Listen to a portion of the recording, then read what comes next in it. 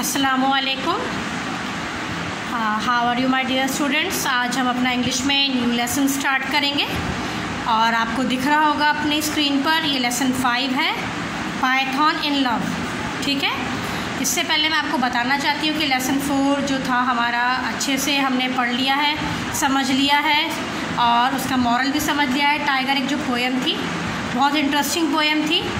और अब ये जो लेसन 5 है ये बहुत इंटरेस्टिंग मज़ेदार लेसन है, बहुत मज़ा आएगा समझने में। तो इसलिए आप अपना बुक खोलें अपने और हाथ पे अपने पेंसिल रखें, ठीक है, ताकि जहाँ जहाँ डिफ़िकल्ट वर्ड्स होंगे हाँ अंडरलाइन करें और जो वर्कशीट इससे रिलेटेड आपको मिलेगी उसको आप सॉल्व कर सकें। तो ये पाइथन इन लव, ये एक जो स्टोरी है ये बहुत फेमस स्टोरी है। ये किसने लिखी है? रस्किन बॉन्ड ने। इसके जो राइटर हैं रस्किन बॉन्ड हैं। ये बहुत फेमस राइटर हैं। ये कहाँ के हैं? ये इंडिया में ही रहे, मगर इनके जो पेरेंट्स थे, जो उनके माता पिता थे, वो ब्रिटिशर्स थे, ब्रिटिश के थे रहने वाले। और ये क्या है, एक इन्होंने बहुत सी बच्चों के ऊपर पोएम्स वगैरह, कहानियाँ, और इनकी जितनी भी कहानियाँ होती थी वो जानवरों पे, एनिमल्स पर होती थी या नेचर पर होती थी, पेड़ पौधे, जानवर वगैरह, बहुत मज़ेदार है। तो इनमें से एक ये जो आपका लेसन है पाइथन इन लव, ये स्टोरी आपको एक तो 5th में पढ़ने को मिली, ये आपको 7th या 8th में भी ज़रूर मिलेगी पढ़ने को। तो इसलिए अभी से आप समझ लीजिए कि बहुत फेमस स्टोरी है, ये बहुत अच्छी है, जिससे आपको पता चलेगा कि इस स्टोरी के अंदर क्या हुआ। चलिए स्टार्ट करते हैं। पाइथन इन लव, पाइथन किसे कहते हैं? एक होता है स्नेक, और वो भी कौन सा स्नेक? अजगर सांप। अजगर सांप को आपने स्क्रीन हो सकता है ज़ू वगैरह में देखा हो, या फिर टीवी पे डिस्कवरी चैनल पे आपने देखा होगा। बहुत बड़ा सांप होता है, बहुत ज़्यादा इसकी हाइट होती है और काफ़ी जिसकी जो बॉडी होती है बहुत काफ़ी चौड़ी होती है, बहुत ख़तरनाक स्नेक होता है, ठीक है, उसी को पाइथन कहते हैं। अब उसके ऊपर एक स्टोरी है ये पाइथन इन लव कि वो उसको किससे प्यार हुआ, ठीक है, अजगर को किससे प्यार हुआ स्टोरी में, ये इस स्टोरी का पूरा वो है। और ये रस्किन बॉन्ड ने लिखी है, ठीक है। हम स्टार्ट करते हैं। Ruskin bond is a contemporary writer. Contemporary आप सर्कल मारें जैसे मैंने वहाँ रखा है। कॉन्टेम्प्रेरी का मतलब होता है मॉडर्न, जो नयापन, जो नए जो आने वाले आज के समय में जो राइटर होते हैं, जो मॉडर्न चीज़ें लाते हैं, नयापन लाते हैं, उन्हें कॉन्टेम्प्रेरी में कहते हैं, ठीक है। तो ये क्या थे? कॉन्टेम्प्रेरी राइटर हैं। आगे देखिए, who write short stories, novelettes and poems. इन्होंने क्या क्या लिखा? छोटी छोटी स्टोरीज़ लिखी, कहानियाँ, नॉवेल्स लिखी। नॉवेल्स किसे कहते हैं? नॉवेल्स बहुत मोटी किताब होती है, बहुत मोटी किताब होती है, जो एक ही स्टोरी काफ़ी दिनों तक पढ़ते रहो, वो ख़त्म ही नहीं होती है। 14-15 डेज तक आपकी वो ख़त्म होगी, तो वो नॉवेल होती है, ठीक है। इन्होंने नॉवेल्स लिखी, स्टोरीज़ लिखी, पोएम्स भी लिखी, कविताएँ भी लिखी। और इनकी जो कविताएं वगैरह पोएम्स होती थी वो मेनली क्या होती थी? देखो लिखा है नेचर मतलब प्रकृति जो होती है, जो हमारा एनवायरनमेंट होता है, पेड़ पौधे, हवा वगैरह, है ना, माउंटेन्स, रिवर्स, ये सारा नेचर में आता है। और क्रिएचर्स जैसे जानवर वगैरह हैं, बर्ड्स हैं, एनिमल्स हैं, रेप्टाइल्स हैं, ये सारे इनकी जो स्टोरी थी, जो ये लिखते थे रस्किन बॉन्ड, वो नेचर पर होती हैं या फिर क्रिएचर्स पर होती हैं, जानवरों पर, पक्षियों पर, परिंदों पर, है ना। Is clearly visible on all his stories. तो उनकी स्टोरीज़ में आपको नेचर और क्रिएचर के बारे में खूब भरपूर मिलेगा। और इस स्टोरी में भी आप देखो पाइथन इन लव, ये भी क्या है? ये भी तो एक तरह का क्या है? रेप्टाइल है ना। रेप्टाइल किसे कहते हैं? सांप जो होता है, स्नेक, उसे रेप्टाइल की हम कैटेगरी में डालते हैं। कैसे डालते हैं? क्योंकि सांप तो चल नहीं सकता, सांप क्या करता है? रेंगता है ना, क्रॉलिंग करता है, क्रॉलिंग। तो जो रेंगने वाली चीज़ होती है, जो पेड़ पौधों पे चढ़ जाती है, दीवार पे चढ़ जाती है, उसे हम रेप्टाइल में लाते हैं, ठीक है। आगे देखें, अब इसमें क्या है? इसमें कैरेक्टर्स हैं, ज़्यादा कैरेक्टर नहीं है। एक तो ग्रैंडफादर है। ग्रैंडफादर किसके हुए? जिसने ये राइटर है जो इस पोएम के, रस्किन बॉन्ड, उनके ग्रैंडफादर, ठीक है ना, उनके ग्रैंडफादर हैं। एक खुद राइटर है, दूसरा ग्रैंड मदर का इसमें वो है कैरेक्टर है, और एक आंट मैबल मिलेंगी।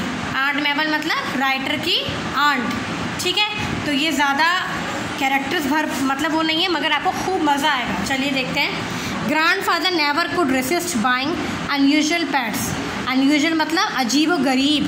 ग्रैंडफादर को क्या था, शौक था पैट्स पालने का, जैसे किसी को होता है डॉग का, कैट का, मगर इनको अजीब व गरीब सांप पालने का, बंदर पालने का, और क्या नाम है अजीब व गरीब जो वाइल्ड एनिमल्स उन्हें पालने का शौक था।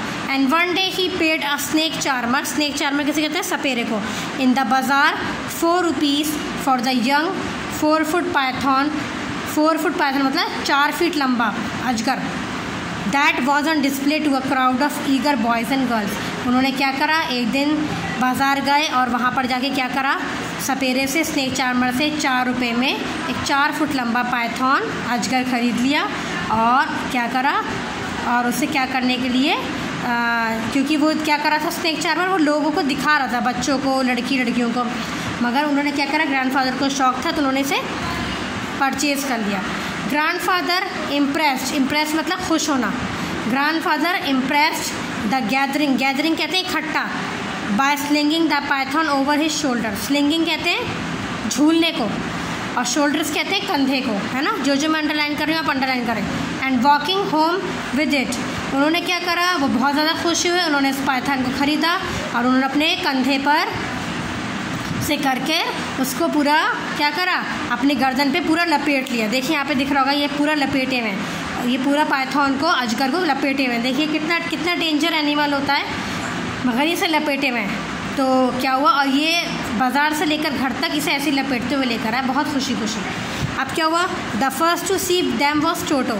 सबसे पहले इसको किसने देखा, ग्रैंडफादर को लाते हुए ऐसे लपेटते हुए किसने देखा, टोटो ने देखा। टोटो कौन था, टोटो भी इनका एक लाया हुआ पेट था। टोटो मंकी है, कौन है, मंकी है, ठीक है। The first to see them was Toto को सबसे पहले टोटो ने देखा, और वो क्या हुआ, swinging from a branch of the jackfruit. Toto उस टाइम क्या कर रहा था, वो जैक फ्रूट एक फल होता है, उसकी ब्रांच पर झूल रहा था, स्विंग कर रहा था। One look at the python, जब उसने पाइथन पर नज़र डाली, ancient enemy of his race. Ancient मतलब पुराना, क्योंकि आपको पता है बंदरों का जो, क्योंकि टोटो मंकी है, बंदरों का जो सबसे पुराने जो दुश्मन है, एनिमी कहते हैं दुश्मन का, वो कौन है, पाइथन है। तो वो अपने दुश्मनों को देखकर क्या हुआ, वो डर गया और ही फ्लैड इनटू द हाउस। वो जल्दी से कहाँ गया, घर की तरफ गया। और स्क्वेलिंग विद फ्राइट, स्क्वेलिंग कहते हैं उछला एकदम से, छलांग मारी उसने, ठीक है ना, छलांग मारी उसने, देख के वो डर गया था बिल्कुल। आगे देखें, हाँ आगे देखें आप, the noise brought grandmother onto the veranda. फिर क्या हुआ, जैसे ही उसने छलांग मारी तो उसके मुंह से क्या निकला, एक चीख से निकली, और वो वरांडा आपको पता है खुले हुए क्या होते हैं, जहाँ पे घर में एक वरांडा टाइप में होता है, जहाँ पर खुला सा स्पेस होता है, आसमान दिखता है ना। तो वरांडा में उसने छलांग मारी, और जब वरांडा में भागते हुए कौन आई, ग्रैंडमदर आई हैं, दादाजी की पत्नी आई भागती हुई। वेयर शी नियरली फेंटेड, वो क्या हुआ, फेंटेड हो गई मतलब बेहोश हो गई देखते ही कि ये इतना भयानक सा अजगर दादाजी के गले में कैसे लटका पाए, और उनके पूरे गर्दन को मोड़ा हुआ है, उनके गले को, थ्रॉट मतलब गले को। ठीक है बच्चों, समझ में आ रहा है, इंटरेस्टिंग है ना। आगे देखो, it will strangle you to that she cried. उन्होंने चिल्ला के बोला, जोर से रोते हुए स्वर में बोला, अरे ये आपको मार देगा। Get rid of it at once, इसको हटाओ, अपनी गर्दन से हटाओ, क्योंकि वो पूरा लपेटे हुए थे। नॉनसेंस सेड ग्रैंडफादर, नॉनसेंस मतलब बकवास, नॉनसेंस। ग्रैंडफादर ने कहा, क्या बकवास कर रही हो, he is only a young fellow, he will soon get used to us. क्या है, ये तो छोटा सा एक मासूम सा प्राणी है, ये हमारे बहुत काम आएगा आगे, ठीक है।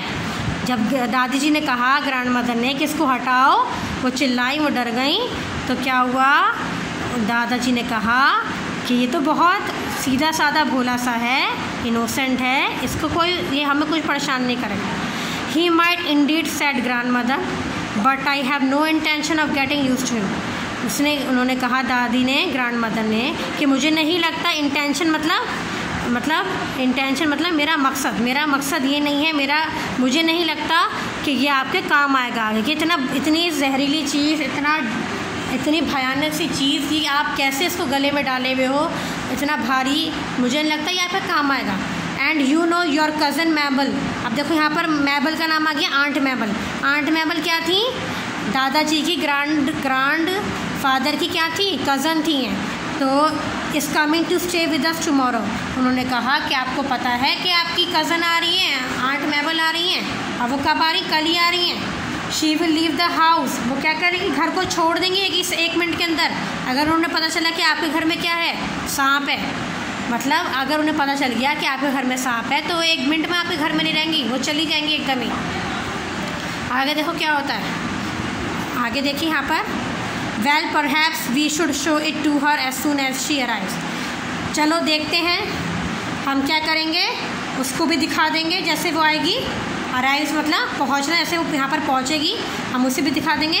ग्रैंडफादर ने कहा who did not look forward to the visit of relatives, ठीक है, उन्होंने कहा who did not look forward to the visit of relatives, कौन चाहता है या कौन वो चाह रहा है कि मतलब इस तरह के लोग आएँ, मतलब इस तरह के रिलेटिव्स आएँ, मतलब उनको बुरा लग रहा है ये बात, ठीक है।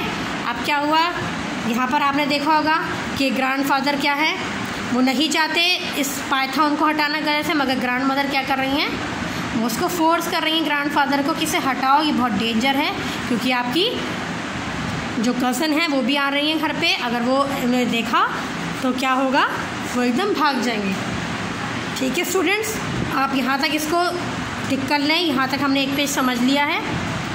इसके बाद इतने सारे डिफ़िकल्ट वर्ड्स अंडरलाइन कर लिए, आपने देखे होंगे पूरी बुक में, आप भी अंडरलाइन करें और इसके वर्ड मीनिंग ऊपर वर्ड की मीनिंग साथ साथ लिखते रहें, ताकि आपसे इससे रिलेटेड आपको वर्कशीट मिलेगी फ्यूचर में इंशाल्लाह। और अगली वीडियो में इंशाल्लाह हम इसका पेज नंबर 31 पढ़ेंगे और इंटरेस्टिंग है कहानी।